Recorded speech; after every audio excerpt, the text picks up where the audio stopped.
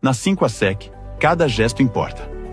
Aqui, acreditamos que cuidar das roupas é, antes de tudo, cuidar das pessoas, do seu tempo, do seu dia a dia, da sua rotina.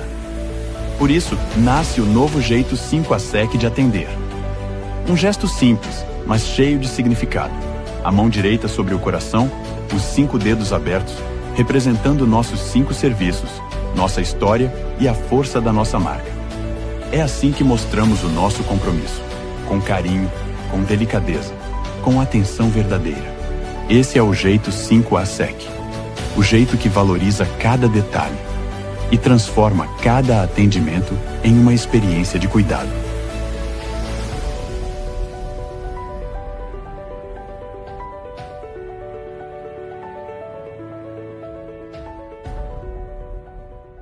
Histórias de Gramado. Oferecimento Lagueto Golden Multipropriedades e 5ASEC. A sua lavanderia em Gramado, Canela e no mundo.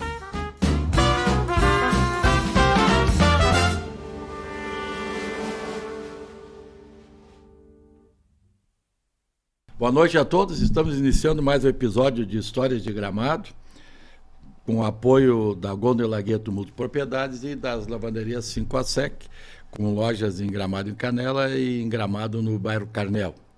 Nós estamos então na quinta-feira, dia 16 de julho, a cidade está cheia, no meio da temporada. Felizmente hoje estamos com um tempinho um pouco mais quente, mas de qualquer forma a gente fica torcendo para que o frio, né, volte e continue, porque ele é muito importante para nós, né? O que nós não queremos é chuva, enfim, ventos e outras coisas mais.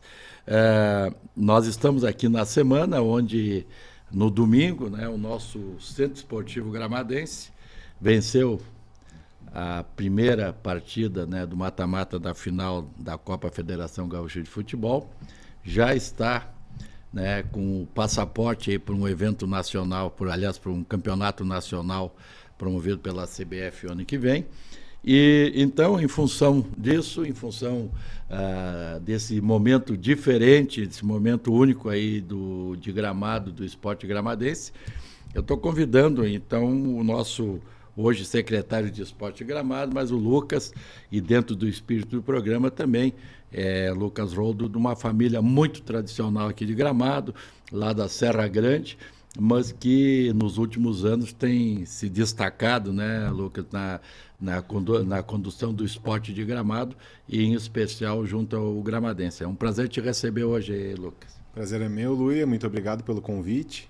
Uma alegria estar aqui falando um pouquinho da minha história, mas principalmente nesse momento do Centro Esportivo Gramadense, que está fazendo história, né? Eu acho que talvez não caiu ainda a ficha do quão longe o gramadense foi nessa edição da Copa da Federação e está a um passo de ser campeão gaúcho da Copa da Federação, o que seria muito bonito para a nossa cidade e para a história do Centro Esportivo Gramadense. É isso aí.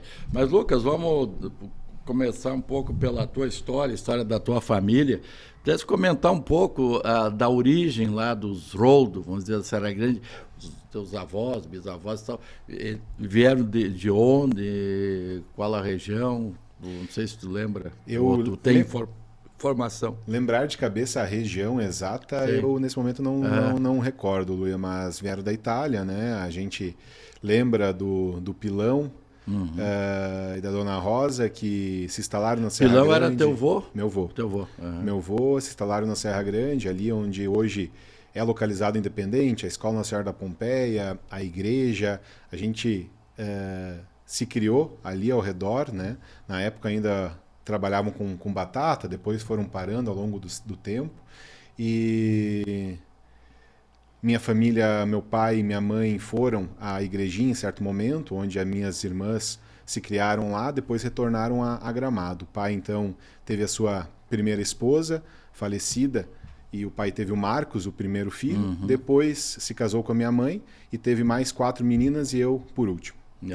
E ali o Pilão, né, o teu avô, então, que é muito conhecido, né, em Gramado, e a família da tua mãe, da tua avó, aliás, era daqui, era de fora? Qual é o sobrenome? É Canse, eles também eram da Itália e também. Não sei da região, sim, sim. Mas também vieram, se não me recordo, primeiramente para Erechim, depois vieram a Gramado. Mas são coisas, Luiz, que eu volto a dizer, eu até preciso buscar essas informações porque elas se perdem ao longo do tempo, né? Não. Talvez por eu ser o mais jovem, a gente vai ter que buscar isso para poder repassar também aos nossos descendentes. Isso é importante, né?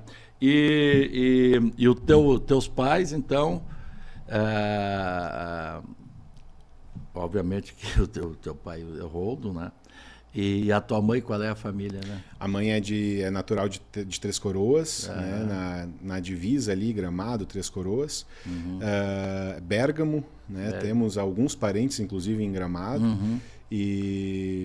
E o pai, quando casou com a mãe... Teu pai é o Anacleto, né? Só para o pessoal ficar registrado. Né? Ela morava já em Três Coroas. Ainda tem algumas parentes lá. Mas aí a gente, desde que eu me lembro, sempre com a criação aqui em Gramado já, na Serra Grande. Na época pouco se vinha para Gramado, né? A gente, quando viria para a cidade, era um evento, né? O que é diferente de hoje em dia, que está tudo muito integrado. É verdade. Ali das histórias que tu ouviu do teu pai, enfim, da tua mãe, ali, da convivência deles, por exemplo, no caso dele, ele chegou a trabalhar assim na roça, colono normal, ou ele estava em algum outro tipo de comércio ali? O pai, a família. Ele conheceu, inclusive, minha mãe trabalhando como leiteiro, né? Então, a Serra Grande toda, ela se lembra muito do pai nessa questão dele fazer a linha de leite, né? Então, a memória dele é muito lembrada em função disso. Muitas pessoas, quando a gente fala que é filho do Anacleto, lembram e contam histórias dele fazendo a linha de leite. Como leiteiro. Eu lembro um pouco deles trabalhando também com essa questão da batata, também histórias que o pai puxava fumo, mas é algo que na minha época eu não peguei, né? Na minha época o pai já estava trabalhando como autônomo, sempre vendendo roupa de cama, trabalhou um tempo aqui com o Pedrinho Mosquen no posto da avenida, quando o Pedrinho e o Neco compraram, adquiriram o posto. Não peguei essa fase, né? Mas sim, o pai trabalhou como fazendo a linha de leite, trabalhando com fumo, com carga, enfim. Certo. E ali tu nasceu, a casa de vocês, enfim, sempre foi ali em torno do Independente, né? Tu falou, né? Isso. Tu não tem ideia qual é a área quando o teu avô veio para cá, qual é a área que tinha? Eu não tenho ideia da área total. Era uma área grande, né? Porque ela foi se desmembrando. Foi desmembrando. A antiga casa, onde hoje é a casa do meu irmão, do Marcos, e o pilão tinha o armazém no lado, que hoje é uma agropecuária lá, e a nossa casa era da esquina. Tinha também a máquina de lavar batata ali ao redor, a casa do Roque, que era meu tio. E isso, hoje a gente aumentou, né? As minhas irmãs moram ao redor, a gente manteve as raízes ali, mas a área total eu não recordo. Tu chegou a conhecer o teu avô? E o armazém dele chegou, tu lembra? O que tu lembra do armazém do teu avô? Na verdade, o pessoal entender, quando tu está chegando na Serra Grande, tu tem a opção de seguir reto em direção à estrada que leva depois a Santa Maria do Herval, né, pela RS ali. Isso. À direita vai em direção à Renânia, então pega a esquerda em direção à Sociedade. A casa é no lado da escola. Isso casa de madeira ali. Isso. Quem tu lembra assim, do armazém de São Pilão?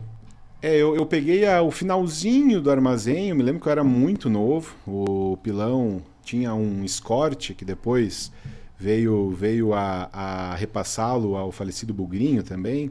Eu lembro em alguns passeios com o Pilão dentro do seu Escort que ficou na minha memória, assim, mas pouca coisa, porque eu era muito jovem.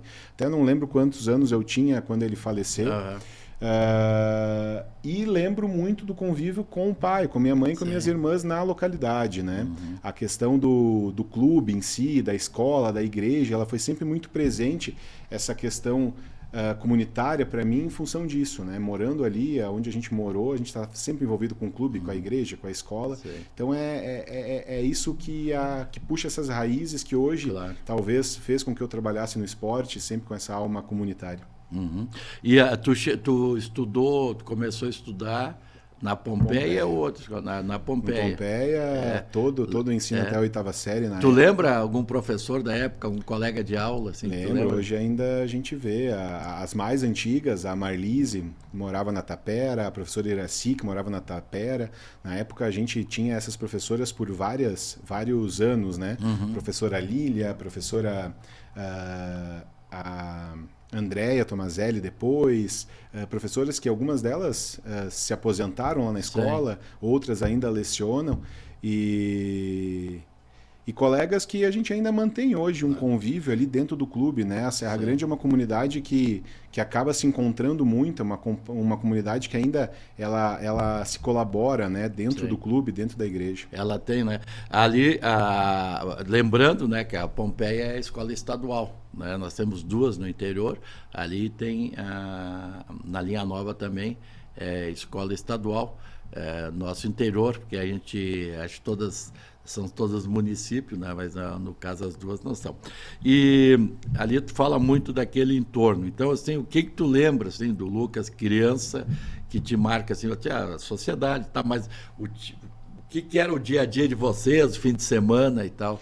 Final de semana era sempre com a bola, sempre dentro do campo do Independente, fui criado ali. E uma paixão que veio desde cedo, né? A questão do esporte. Logo vi que na juventude que para jogador eu não serviria e comecei a estudar. Mas eu lembro muito disso. Eu ia com o meu pai, o pai falecido Anacleto sempre gostava de ir à sociedade no sábado, no domingo, ia bater ponto lá, né? Jogar seu carteado. E as crianças iam junto com os pais, né? Um lugar muito tranquilo. Ainda hoje graças a Deus, mas na época era mais ainda, né? Então a gente ia enquanto os pais jogavam seu baralho, a gente ficava ali ao redor, na quadra do Independente e no campo do Independente. Brincando, mas principalmente jogando futebol, que era a nossa paixão na época. Diferente de hoje, Luia, que as crianças têm muita coisa para fazer. Na nossa época já não era assim, né? A gente brincava mesmo de bola, subia em árvore, ia para o mato, e algo que a gente quer fazer com que essa juventude conheça um pouquinho hoje. Sim, um pouco mais, né, do dia a dia da natureza, até muitas coisas, né? E ali nessa convivência na sociedade era muito. Eu ia muito a Serra Grande com a família Forner, Samir Godete, a Dora lá, né? O seu Rafael, que era o pai. Então a gente dormia na casa do Forner e invariavelmente no domingo tinha que chegar na sociedade, ou sábado de tarde. Isso era... Então a gente era criança, achava aquilo o máximo, ir lá na sociedade, tinha umas balinhas para comprar, e aquelas coisas todas, né?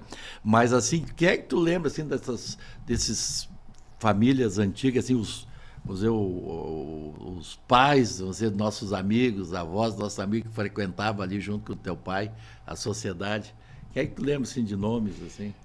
As famílias centralizavam. Eu tenho uma lembrança muito grande do falecido Popo, que era o pai do Jarbas, do Jardel, Bazan, o Bazan. O pai do Sandro, do Careca, eu não tenho tanto. Eu acho que ele faleceu um pouquinho antes, mas o Popo me vem muito na memória. O Saquete, né? O Nestinho, o Saquete, que era muito... Faleceu jovem, né? Faleceu jovem. E o Felipe, que era o neto, se criou comigo. Então, era todo final de semana a gente se encontrava lá na sociedade e a gente conseguia participar um pouco dessa cultura, né? Do interior em si.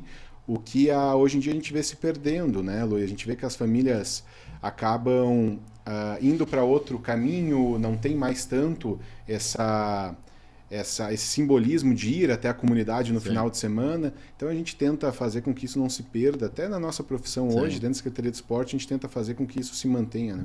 Isso vai terminando. Tu chegou a pegar ainda os períodos dos campeonatos vazando, aqueles...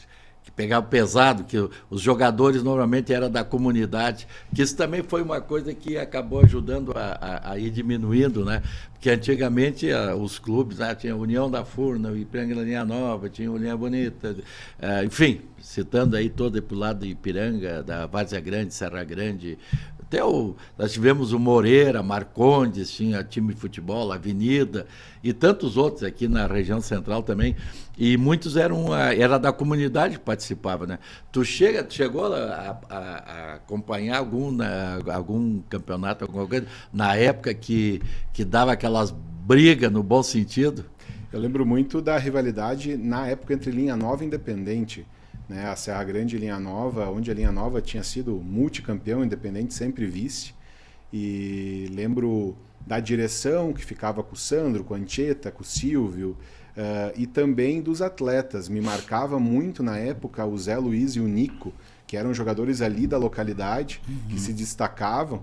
E nós, como criança, a gente não pensava em ser como os atletas do Grêmio e do Inter, pensava em ser o próximo Zé, o próximo Nico, né? Os ídolos eram do time Era mesmo. do time. Então, isso tem uma representatividade muito grande.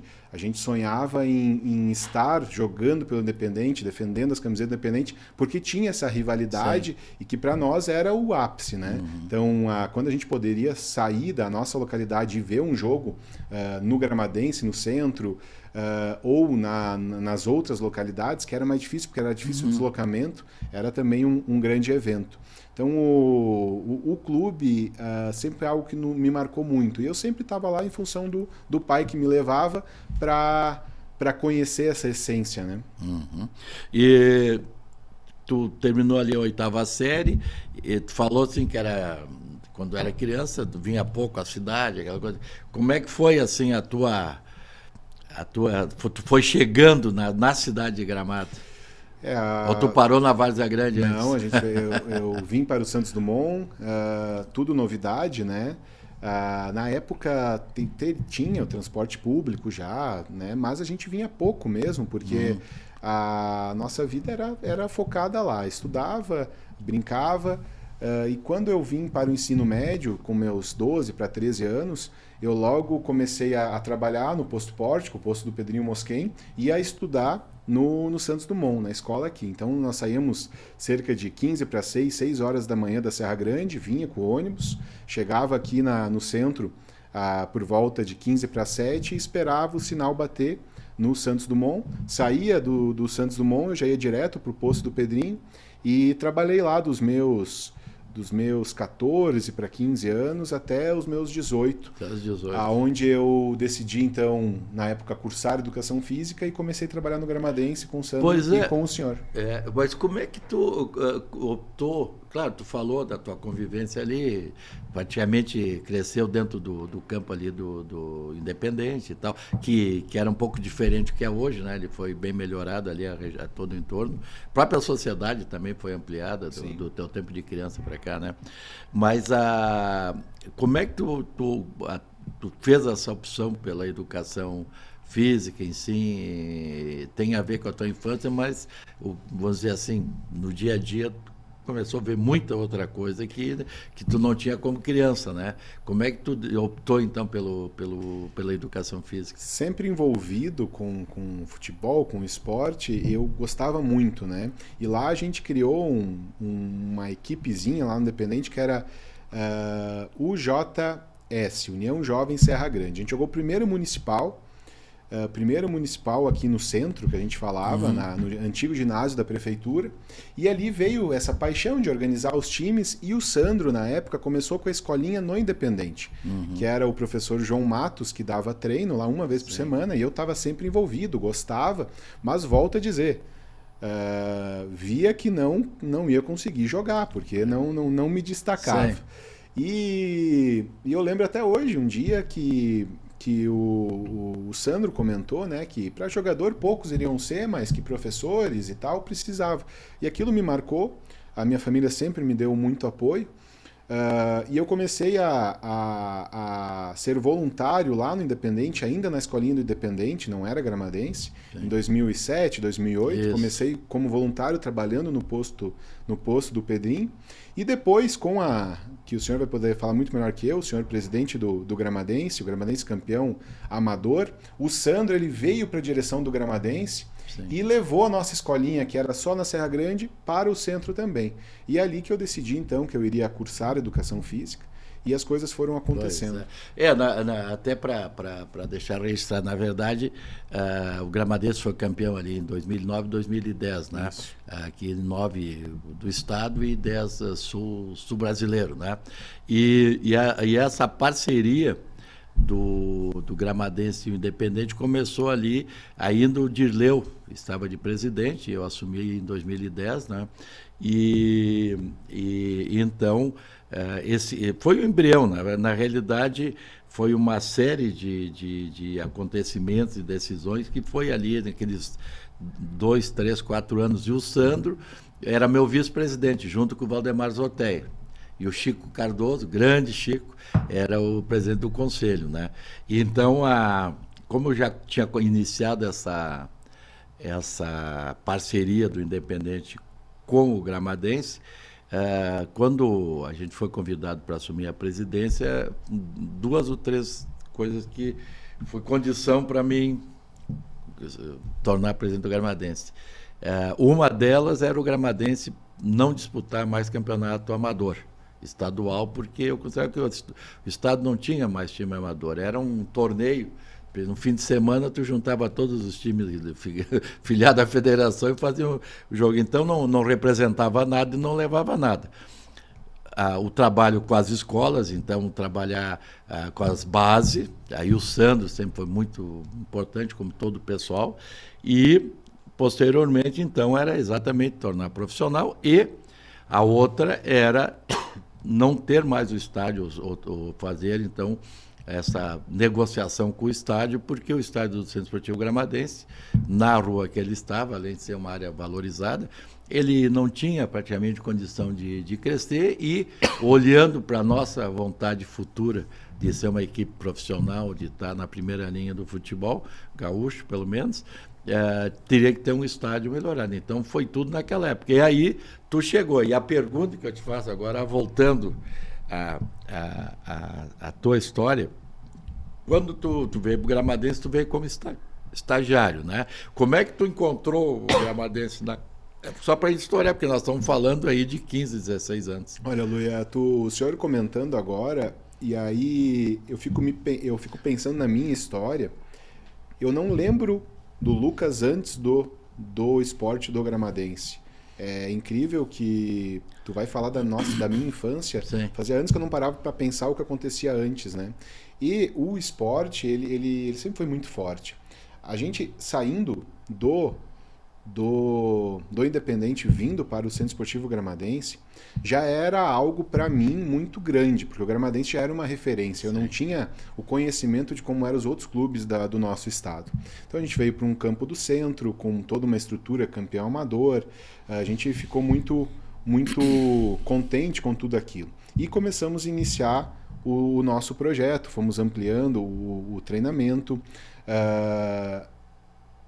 E aí tu para pensar, que daí depois a gente vai fazer uma introdução, mas para pensar onde o clube chegou hoje, era algo que a gente não tinha como sonhar lá atrás que isso ia acontecer. A projeção não é. Se nós parar para pensar como era e como é hoje, dificilmente alguém teria noção da grandeza onde a gente chegaria, tanto dentro de campo quanto fora dele. Isso. Tanto essa questão dos títulos, a quantidade de crianças, mas também a estrutura física, o patrimônio que o clube conquistou de lá para cá, depois dessa iniciativa da direção do Gramadense naqueles anos.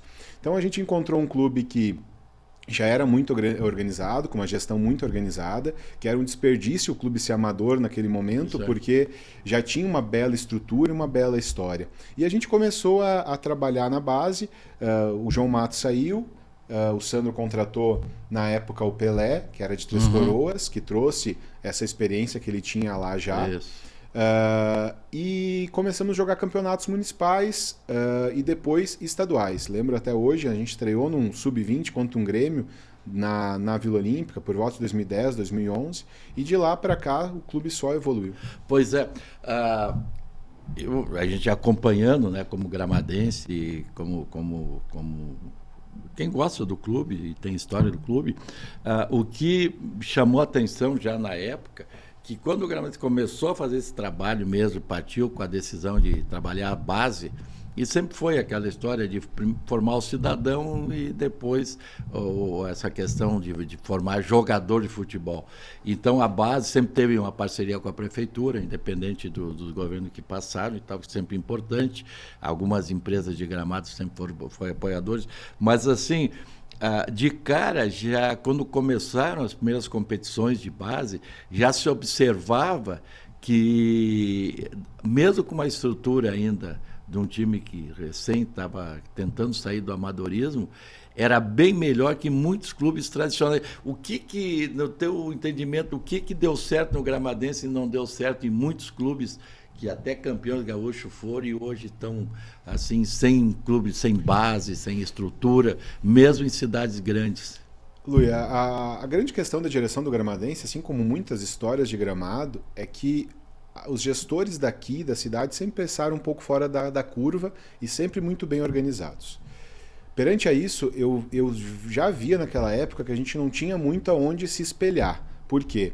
A maioria dos clubes já estavam muito endividados, com as suas estruturas em ruínas, e o Gramadense não. O Gramadense sempre foi um clube bem organizadinho, sem dívida, que sempre dava um passo, ano a ano, um passo maior, mas nunca fora do controle. E aí a gente tinha, naquela época, a dupla Grenal, muito acima de tudo. A gente tinha depois um segundo escalão com algumas equipes tradicionais, e o Gramadense num limbo, porque a gente não tinha como se comparar com outros clubes da cidade, porque ninguém fazia um trabalho social, de categoria de base organizado. Então o Gramadense ele foi muito determinado no que quis, porque naquela época era muito mais fácil um diretor jogar um profissional do que investir na sua categoria de base. E o Gramadense insistiu muito nisso, literalmente deu 3 passos para trás para hoje colher esses frutos. A gente começou a investir na formação de pessoas, o meu caso é uma delas. Eu creio que eu fui formado dentro do Gramadense, porque eu comecei estudar, me graduei, me pós-graduei dentro do clube, e aquela primeira safra de crianças que começaram no projeto tiveram o mesmo caminho. Hoje a gente tem dentistas, empresários, caso de meninos que foram vereadores de Gramado, como é o caso do Rafael Adam, entre outros, né? Então, aliás, fazendo a parte, o nosso treinador, né, o Gustavo, é um exemplo, chegou, inclusive foi campeão, acho até pelo Grêmio aí, depois como técnico, né? Que também saiu ali da turma da base, né? Então, os primeiros frutos que o Gramadense colheu foi essa formação de profissionais, de pessoas para o mercado de trabalho dentro, ou no esporte ou em outras linhas. Num segundo passo, a gente já começou a trabalhar um pouco mais focado no desenvolvimento de atletas mesmo, né? E a gente tem vários atletas que passaram pelo clube, que pararam, mas que tiveram oportunidade de ser profissionais no futebol. O Gramadense se tornou referência, obviamente, nas questões de base, e disputou vários campeonatos, teve destaque em vários campeonatos, né? Conseguiu, aliás, eu diria que na grande maioria das categorias de base, o Gramadense ele enfrenta de igual para igual a dupla Grenal, a dupla Caju e tal, né?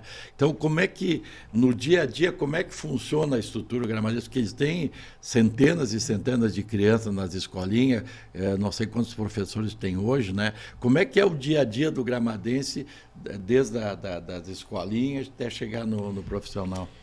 O clube, então, quando eu comecei a efetivamente trabalhar, em 2012, 2014, a gente fez um plano a médio e longo prazo. E nesse plano estava profissionalizar o Gramadense no futebol em 2022.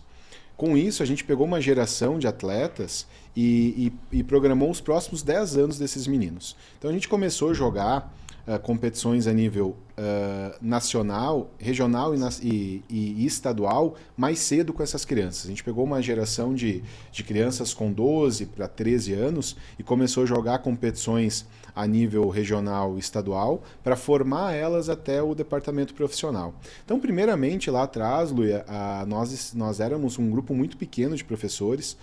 Chegou uma época que eu, o Pelé e alguns auxiliares, que era o Isaías, o Gustavo, hoje atual treinador do Gramadense, o Sully, que na época cuidava da manutenção e também trabalhava com os goleiros. Nós tínhamos poucas pessoas que trabalhavam em todos os setores do Centro Esportivo Gramadense. Ano a ano, o clube foi evoluindo, foi crescendo, e hoje o clube chega com 3 departamentos. O departamento social, que é uma parceria pública-privada com a prefeitura, onde a prefeitura cede os espaços físicos e o clube faz a gestão do trabalho. A gente está em vários bairros com o futsal, porque o futebol de campo o nosso clima ainda não permite. Então o projeto social fica só com o futsal. A gente tem hoje cerca de 850 vagas. Ali são 4 colaboradores que tocam esse projeto, um coordenador e mais 3 professores. Hoje a gente tem a categoria de base do sub-9 ao sub-17, que a gente tem cerca de 10 colaboradores para essas categorias. Cada categoria tem o seu preparador físico, o seu treinador, seu preparador de goleiro. E também temos o departamento profissional, que daí já é um pouco fora da curva, né? Ali a gente já tem uma estrutura melhor, uma estrutura boa, para atender a essa demanda. Então o clube ele cresceu muito assim dentro e fora de campo, mas sempre respeitando as faixas etárias, nunca dando um passo maior do que a perna.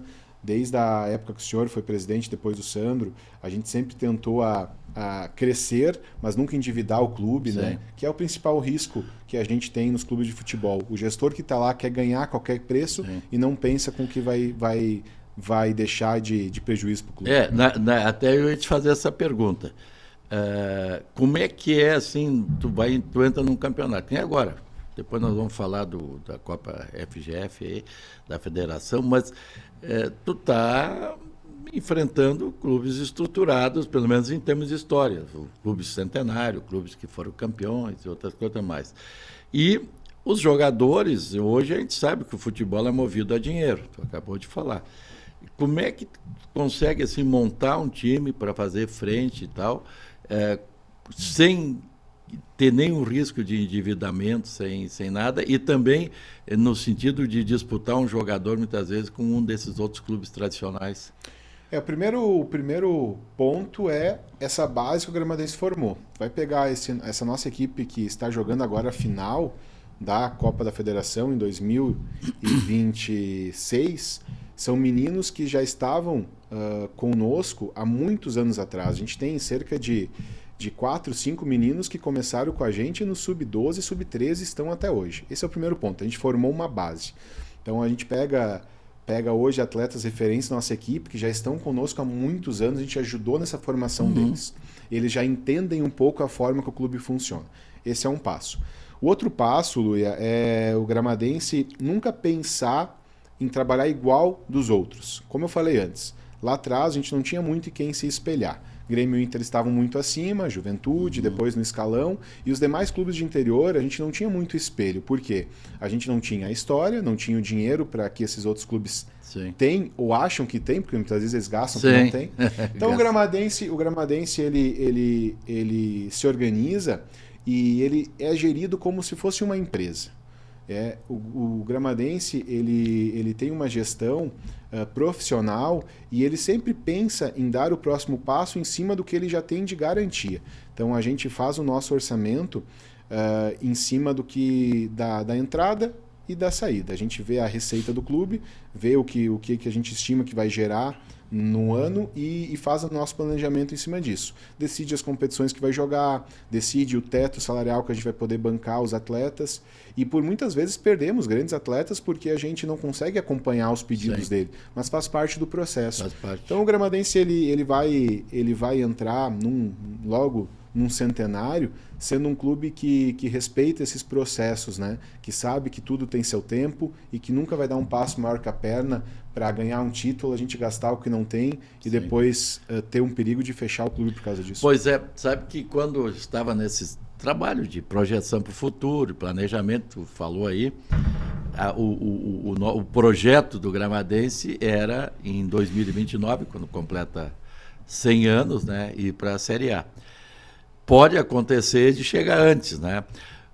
E, acontecendo isso, mesmo agora com a projeção para nós disputarmos um campeonato a nível nacional, essa questão financeira e tal, como é que tu vê e como é que tu entende assim que o clube vai administrar? Porque obviamente tu vai entrar numa competição maior, tu vai ter que ter atletas maiores, eventualmente uma competição nacional vem algum recurso da CBF, eventualmente e tal, mas acaba gerando um um compromisso, porque nós estamos levando um nome de Gramado, gramadense, e ao mesmo tempo a certeza que vai ter um dispêndio, um custo maior, estrutura maior e tal.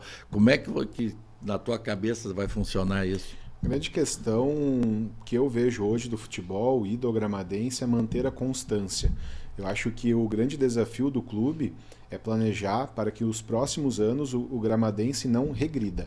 Ou seja, mesmo com esses bons resultados agora, mesmo com a conquista de jogar uma competição a nível nacional, o planejamento do gramadense tem que ser manter e aumentar o seu projeto social e a sua categoria de base, que é o que vai garantir para o clube bons atletas e também rendimentos no futuro com a venda desses atletas. Mas no futebol profissional, a gente não pode, nesse momento, entender que o resultado ele vai ser o nosso balizador. A gente tem que saber que a gente foi para uma final de campeonato e que não vai ser todo ano que isso vai acontecer. Sim. A gente tem que saber que a gente vai disputar uma competição a nível nacional, mas que a gente não pode forçar para ter uma necessidade no próximo ano também buscar esse...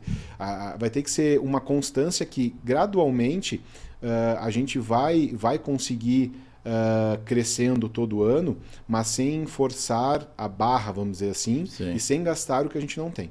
Então o planejamento do ano que vem já começou agora. A gente sabendo que vai ter uma competição a nível nacional, a gente já está entendendo vão ser os meios de captações que vão aumentar, então quais serão as receitas que vão aumentar com essa vaga a nível nacional.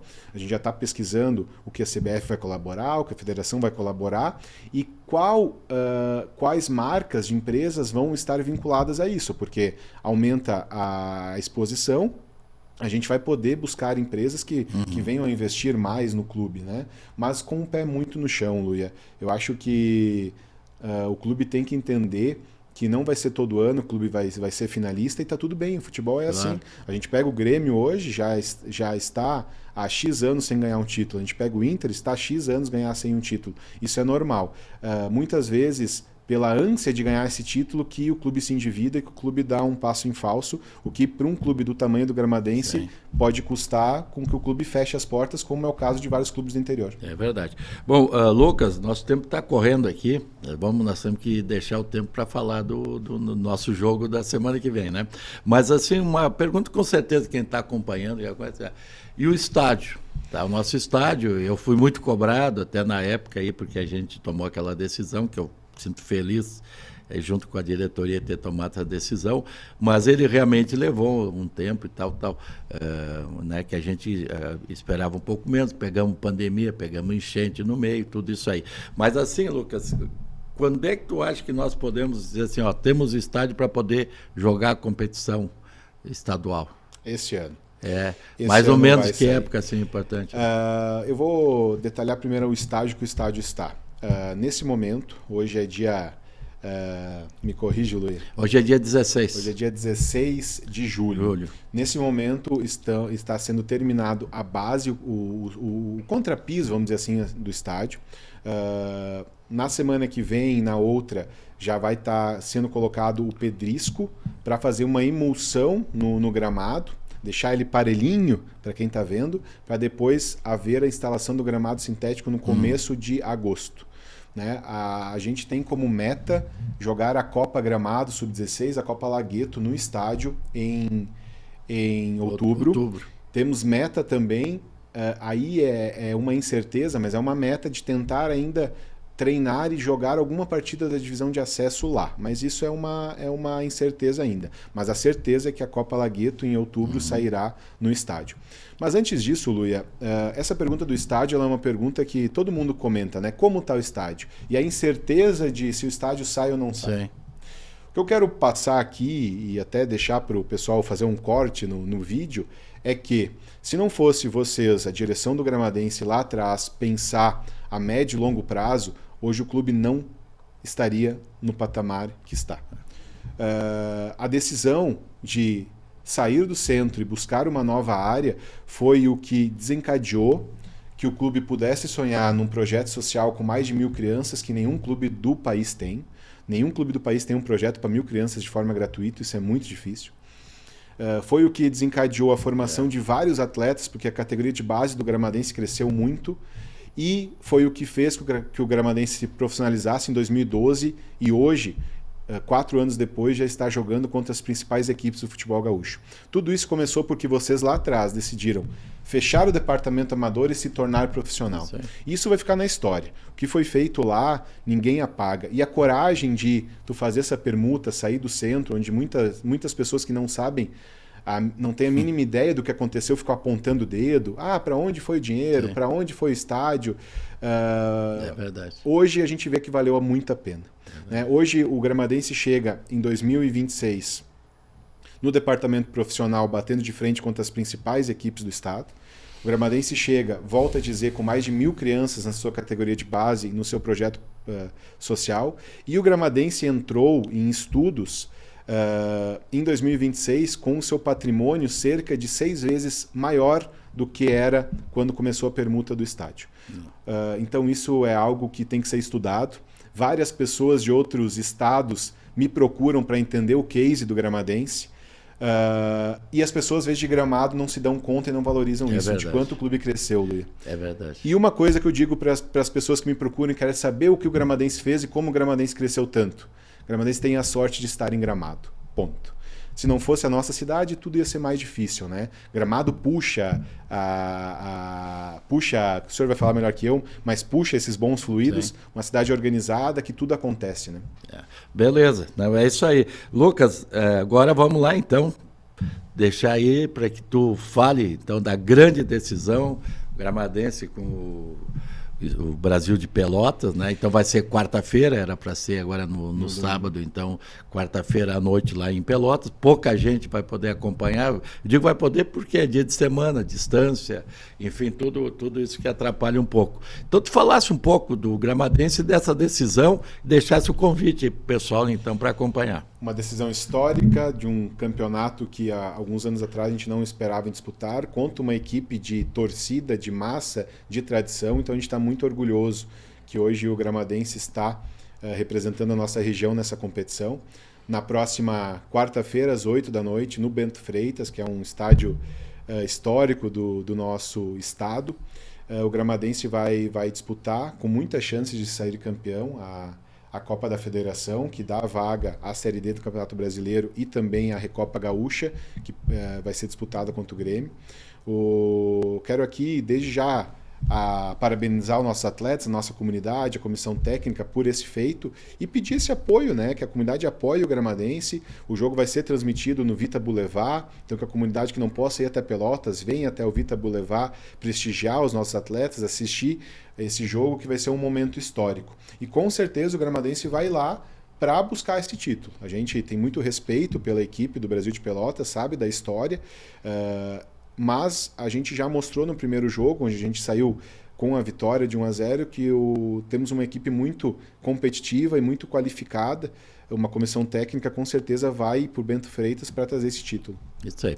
Lucas, queria te agradecer demais, né? Também endossar tuas palavras de cumprimentar e agradecer a todos os atletas, enfim, todo o pessoal que te acompanha na direção, o Sandro, nosso presidente, né, também, e dizer que a gente não tem dúvida, fica torcendo, né, pelo resultado. O empate é suficiente na quarta-feira e, se Deus quiser, já na quarta de noite vamos comemorar o título. Se não der, nós já temos um feito inédito, que é o ano que vem ter garantido uma competição nacional já para o Centro Esportivo Gramadense. É fato que poucas equipes das centenas e centenas do Rio Grande do Sul e milhares e milhares do Brasil têm oportunidade. Então, muito obrigado. Queria aqui agradecer também a Golden Lagueto Multipropriedade e as lavanderias 5 a Sec pelo patrocínio e deixar o convite para vocês, então, na próxima quinta-feira, acompanhar mais um episódio de Histórias de Gramado. Boa noite a todos. Histórias de Gramado. Oferecimento Lagueto Golden Multipropriedades e 5 a Sec. A sua lavanderia em Gramado, Canela e no mundo.